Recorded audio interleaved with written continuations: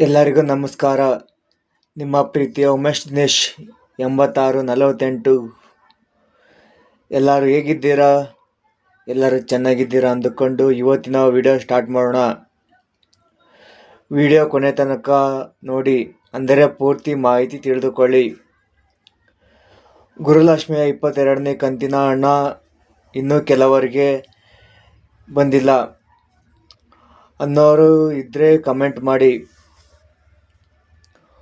ಗುರುವಾರ ಅಂದರೆ 16/10/2025 ಸಚಿವೆ ಆದಂತಹ ಲಕ್ಷ್ಮಿ ಹೆಬ್ಬಾಳ್ಕರ್ ಮೇಡಮ್ ಅವರು ಹಾಸನದಲ್ಲಿ ಜಾತ್ರೆ ಮಹೋತ್ಸವಕ್ಕೆ ಬಂದಿದ್ದರು. ಪ್ರೆಸ್ ರಿಪೋರ್ಟರ್ ಅವರು ಲಕ್ಷ್ಮಿ ಹೆಬ್ಬಾಳ್ಕರ್ ಮೇಡಮ್ ಅವರ ಹತ್ತಿರ ಹೋಗಿ, ಗುರುಲಕ್ಷ್ಮಿಯ 22ನೇ ಕಂತಿನ ಹಣ ಇನ್ನೂ ಕೆಲವರಿಗೆ ಯಾಕೆ ಬಂದಿಲ್ಲ ಮೇಡಮ್ ಅಂತ ಕೇಳಿದಾಗ ಲಕ್ಷ್ಮಿ ಹೆಬ್ಬಾಳ್ಕರ್ ಮೇಡಮ್ ಅವರ ಉತ್ತರ ಹೀಗಿದೆ. ಗುರುಲಕ್ಷ್ಮಿಯ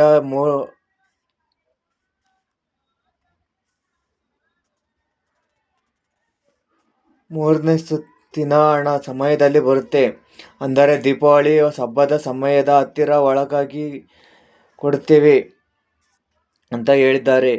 ಇನ್ನು ನಮ್ಮ ಚಾನಲ್ಗೆ ಸಬ್ಸ್ಕ್ರೈಬ್ ಆಗದೆ ನೋಡ್ತಿದ್ದೀರೋ ಅಥವಾ ಹೊಸದಾಗಿ ನೋಡ್ತಿರೋರು ಸಬ್ಸ್ಕ್ರೈಬ್ ಆಗಿ ದಯವಿಟ್ಟು ನಮ್ಮ ಚಾನಲ್ಗೆ ಸಪೋರ್ಟ್ ಮಾಡಿ ಫ್ರೆಂಡ್ಸ್.